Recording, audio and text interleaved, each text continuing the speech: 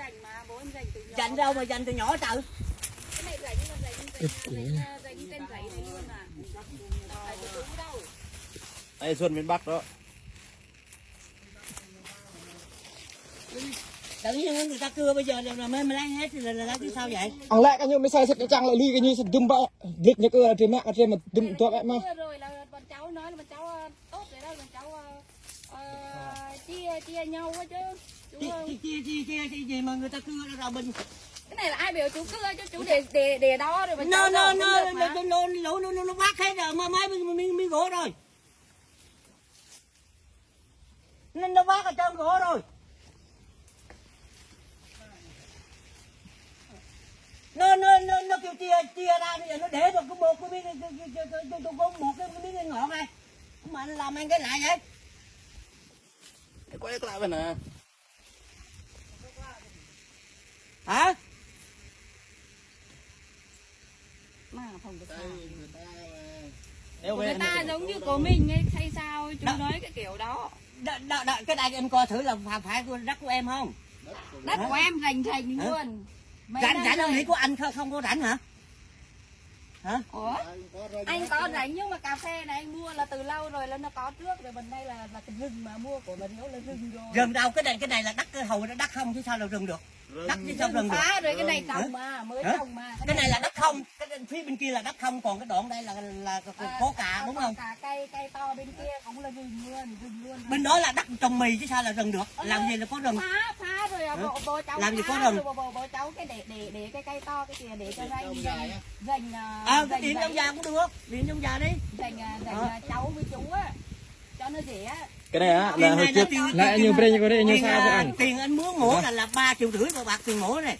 Anh nói vậy cháu kêu chú mổ cái đâu. này hồi trước á là để ông già là để lại cái cây này là để xác định trên dưới. Nên là cổ. Không, đó là cái cây bằng lăng chứ không phải cái cây bằng lăng chứ không phải là cái cây. Cái này mới mọc ra nè. Cái này mới mọc nè. Cây bằng lăng đây này, cái chỗ đây cây bằng lăng. Cây này nếu mà mọc từ Cái này là cây bằng lăng nhưng mà cái này phố nhà mà để bên dưới để sau này xác định trên dưới. Lên dưới đó. Ranh giới nhưng mà bố cháu bây giờ mình coi xem thử cái cái coi. Không phải chú để đâu mà là bố cháu. Sao không để cái hầu đây cũng rừng có anh ông phát ra mà sao anh không để cái này là trồng trước rồi mà trồng. rừng cũng từ rừng. Trồng trước rồi, cái này là đây cà phê nhỏ mà. Cà phê đây là hầu đây là đất không, đất trồng mì của mà trồng mì nhưng mà phá nhưng mà sợ không biết ranh giới nên là bố cháu để cái cây. Hiểu không? Cây hầu có cây bằng lăng chứ sao là ấy. Cây bằng lăng là nó ở phía trong này chứ không phải là bên ngoài đó. Đây, không phải là bằng lăng chỗ đây nè. Chỗ đây nhưng mà chỗ bằng lăng không phải là rãnh mà rãnh bên đó mà. Rãnh bên đó là rãnh chỗ nào, em biết rãnh chỗ nào không? Đây cây đó. Em biết rãnh chỗ nào không? không? Chụp cây này qua bên này á. Em biết cái rãnh không? Bên này là của mình, còn cả cây bên kia cũng là của mình luôn. Sệt như trang tha sệt lại. Đất Tây Nguyên mà đâu phải đất miền Bắc đâu. Nói là cái này là nếu mà chú bộ rồi mà con cháu chia. Chia bây giờ lấy hết trơn hết rồi mà em gọi là chia. Có chia đâu, còn lại chia lại đây. Đang bưng mà không bưng được. Bây giờ chú muốn sao đây?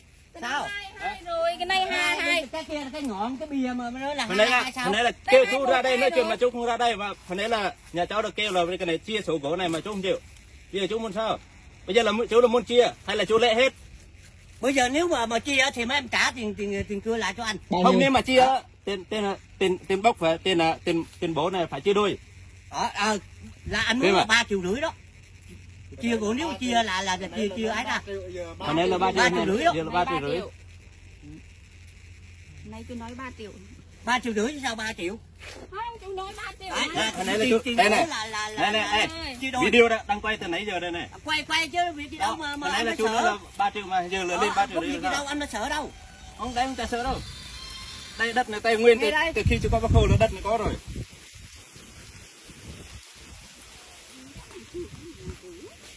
Bây giờ nó bảo là chia gỗ ra. Của nhà mình phải chia chứ chẳng đằng lại là chú lấy hết của người ta. Sao được, lấy không được đâu. Gỗ của nhà mình mà thương lắm rồi mới bảo là chia chứ. Chia cho chứ. Gọi là gỗ em được. Thế bây giờ ý chú muốn sao đây? Này giải thích từ nãy giờ rồi mà. Nếu mà chia chia ra thì cái gốc là cũng chia đôi cái ngọn. Đúng rồi, chú phải chia. Chuyện cưa cũng phải chia đôi. Đúng, chia. Con cháu có thích làm thơ đâu. Như vậy là cũng được. Được. Rồi. Vậy như này là ránh là của chung, nhưng mà mình làm gì cũng phải chung. Anh nghĩ nhưng mà thật cần nên sức nâng nê lại nên không gì. Rồi nếu mà chia chấp nhận chia là thì chia. Trước khi Cái mình này là mình phải nói chuyện với nhau trước. Chứ không phải là cái gì mình. Cái đây là một gốc. Cái đây là cái ngọn. Nếu mà chú thì biết điều hơn là cây này đổ là chú phải Chú hỏi á, cháu chứ. chú là người lớn tuổi rồi, đáng lẽ chú làm cái gì chú cũng phải hỏi ý kiến nhau trước cả. Cái này chú làm trước rồi chú mới nói. Nó đổ xuống này nó đặt cà phê là biết là bọn vô mà em vô mà 2 cà biết bao nhiêu lần em có hái không? Em có hái không? Trước mắt là thiệt hại cả chú thì cũng biết rồi, nhưng mà Cái lần Cái đó là do bảo đâu phải rồi. chú là người lớn tuổi chắc chắn là chú phải hiểu trước. Hôm bữa em vô đây cái cây này mấy cái cành là chú dọn rồi, em cũng địch vô kêu mấy này dọn này. Nếu mà cái cây này mà ngã bên này chắc gì chú đã nhận của chú đâu. Nói thẳng 100% rồi luôn á. Tại vì cây này lớn nó ngã bên đó nên chú mới nói là của chú. Nếu mà cây này mà ngã ở đây 100% Cây đây là này. đấy, bây giờ em vô em qua thải cái gốc ngay chỗ đây không? Gốc nó từ nhỏ. Gọi là cái cây của em không? Đấy cái gốc đó. Đó. Cái lì phu là ăn. Đó. Cái gốc đó. Cái gốc bây giờ còn cái lỗ này. Nếu mà người gọi là cây đất em không? Không, nếu hồi nãy chú nói là bây giờ cái này là cây của chung. Nếu mà cây của chung tại sao chú là không hỏi trước? Hả? Thôi giờ đâm lẽ bạc là dùng gì keo cái tiêm bạc mình thường tiêu mình tự như bồi ai như vậy thì Là thế nó bộ keo đua lên ăn tí. Dạo cái là hơn nữa là cái cây này là em là cho chú rồi. Hơn nữa tiền bua là nếu mà chú cần thì chú tự trả đi. Cái này là phần của cháu cho chú. Tại vì mất công chịu bua. Em tính vậy á, cháu tính vậy á. Là sao? Tiền chú bua là chú tự chịu, còn gỗ này là cháu cho chú. Tại vì cây cà phê của chú nên cháu cho gỗ này. Nó vậy sao được? Cháu tính vậy là đúng á. Không có được. Cái cây đâu phải là cây của em đâu. Cây của em mà em lấy về bên đây là tức là của em rồi. Không phải cây của chú đâu. Cây đây dầu bây giờ tao cũng chấp nhận là cây biên là của chung đúng không?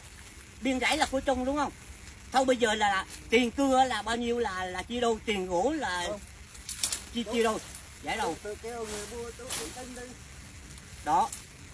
Cây là cây ở bên là nó nằm ở Dạ bé review. như chẳng pria đâu chịu mất bạc như buồn thật sự tiêu ra mà keo trắng mà hẳn à keo trâu tăng trắng mà như lệ anh chịu bạc buồn trâu trắng Nè chú nói 3 triệu đúng không? sao tôi thích người tàu nó này 3 triệu thì em bu được 1 triệu thôi. Nếu mà không được thì thôi. Cổ này là cổ nhà em phải bưng. Không đi cái tiền xẻ anh phải chịu tới. Ai bị chú xá.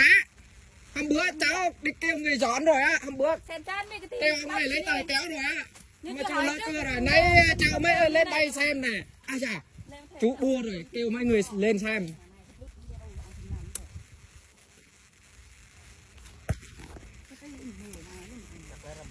Sao được chưa? Cái đó bây giờ nếu mà chia gỗ ra thì tiền cưa cũng phải chia ra, chia đôi ra. Không, bây giờ là tiền á là 1 triệu thôi, còn được không được thôi.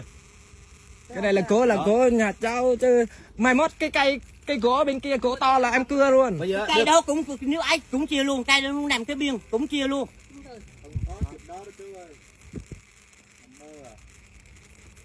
Bữa nào cái rãnh này là em cưa hết luôn. Chú á, khỏi phải nói nhiều nữa. Chú người kinh, chú không hiểu đâu. Đây mới là người ở đây á, làm việc á, Nó làm thật rẫy á, luôn phải để cây. Thì cho ai Luôn phải để cây là để làm dốc. không để cái bờ biên, ai cũng phải để cái bờ biên chứ. Đâu phải. Luôn về đây á, làm rẫy là luôn phải để cây để làm biên làm dốc.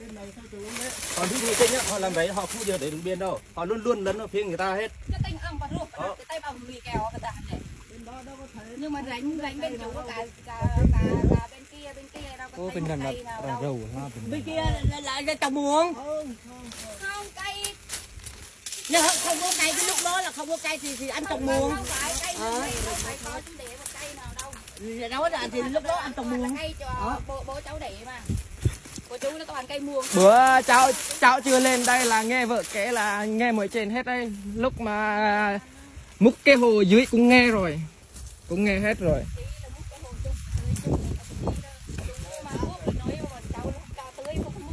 chú chơi ác bọn cháu chơi ác thôi. Cực kỳ luôn. Cái đó hỏi một Cháu phút không chứ. tham ấy, cháu không tham thì cháu không dành với bọn chú đấy. Cái đó hỏi một phút chứ. Ơi, hỏi mà thuốc nhưng mà Rồi chú bây giờ là người muốn đẩy chốt mấy câu con cái cháu công vào bây giờ trong 1 đấy. triệu còn được không được thì thôi vẫn bóc. Đó là cháu Nếu mà không được 1 triệu đó là gì bóc hết.